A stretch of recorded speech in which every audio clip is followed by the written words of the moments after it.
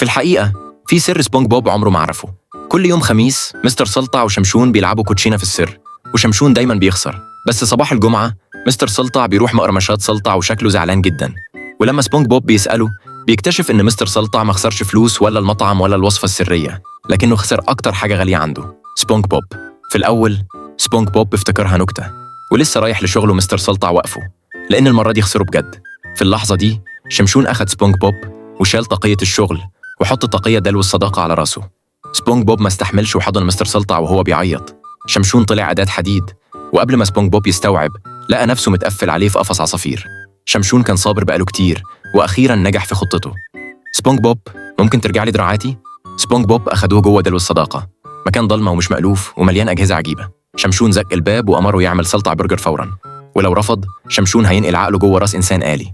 سبونج بوب وهو بيبص للأدوات اللي مش متعود عليها دي ما بقاش عارف يعمل إيه. الأدوات مختلفة والمكان كأنه حبس. سبونج بوب لزق وشه في الشباك وبص لمقرمشات سلطع الناحية التانية واشتاق للمطعم، ومستر سلطع كمان كان مشتاق له جدا. ومع الليل أرواحهم كانت بتنادي على بعض.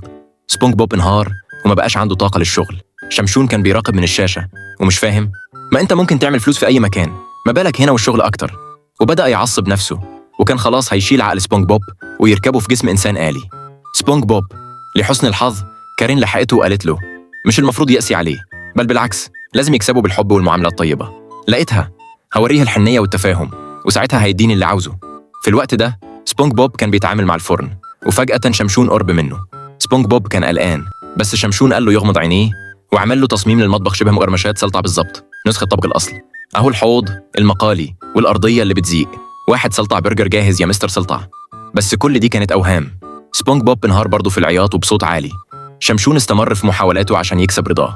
اشترى له شبشب مفضل، ليف له ظهره ولعب معاه وحكى له حدوته قبل النوم. شمشون بقى متأكد إنه هيقدر يخليه في صفه، بس لما أمره يعمل سلطع برجر سبونج بوب رفض يتحرك. شمشون اتعصب على الآخر وعمل مفاجأة من العيار الثقيل. أنا بأمرك تعملي برجر حالاً، ما تردش عليا كده. خلاص يا أستاذ، أنت خسرت حقك في إن يكون عندك عقل. أخذ منبه سبونج بوب وركبه على راس الإنسان الآلي. بس الحاجة غير المتوقعة اللي صدمته إن الإنسان الآلي بعد ما ركبه فيه عقل سبونج بوب بدأ يعصي أوامره وما يسمعش كلامه.